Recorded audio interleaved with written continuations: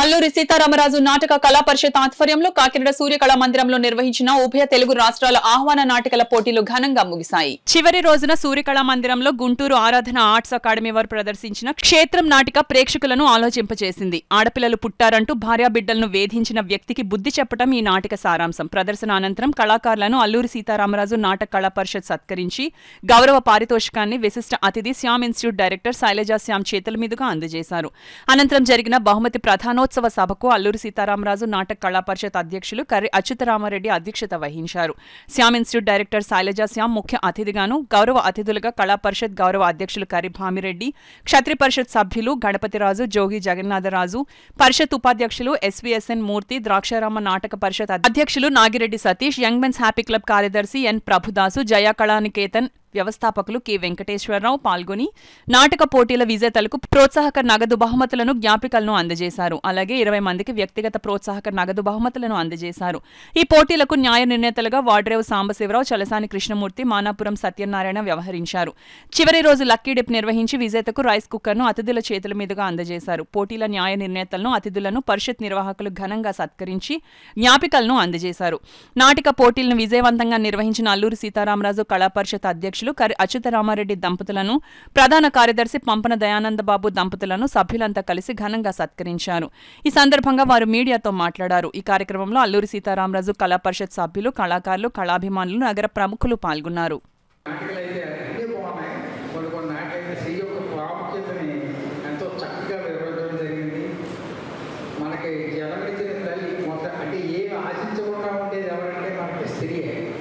జన్మనిచ్చిన తల్లి మన దగ్గరికి ఏం ఆశిస్తుంది.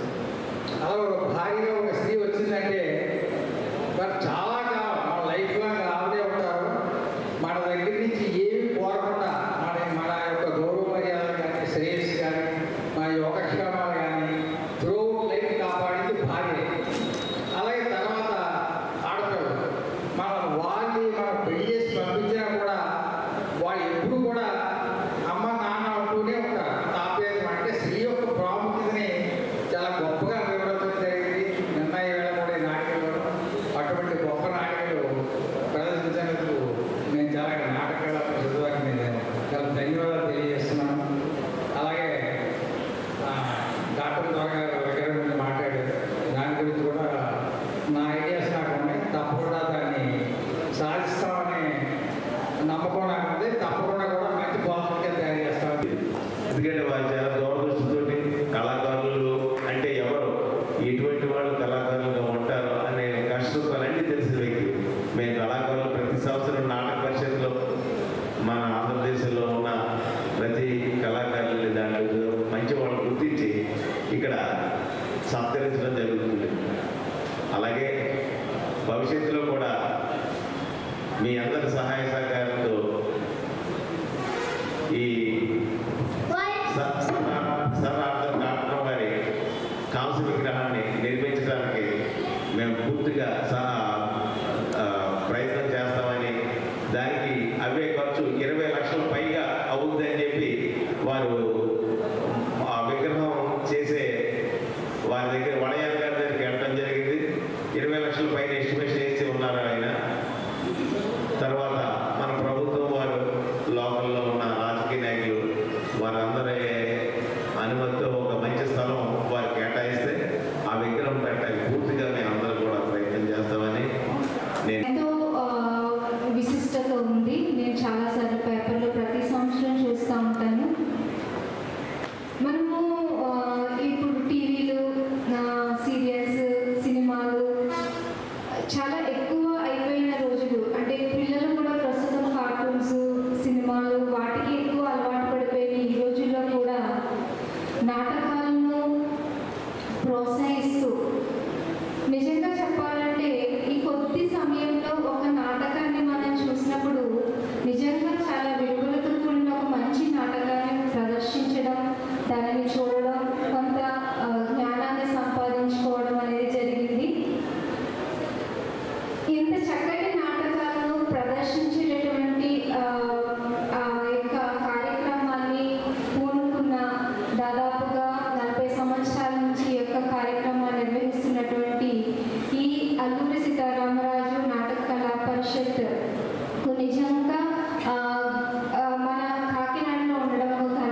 ధన్యవాదాలు తెలియజేసుకుంటున్నాం.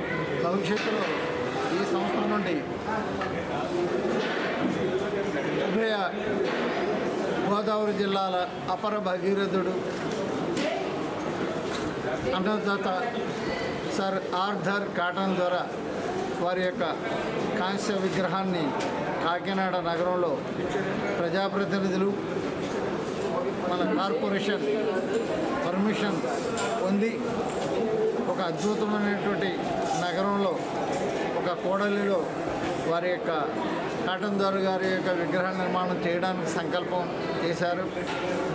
ఆ కార్యక్రమానికి నగర పౌరులు, ప్రజాప్రతినిధులు అందరూ కూడా ఇతోధికంగా సహకరించి ఆ విగ్రహ నిర్మాణాన్ని కూడా కాకినాడ నగరంలో త్వరగా జరుగుతుందని, జరగడానికి కావలసినటువంటి అన్ని ఏర్పాట్లను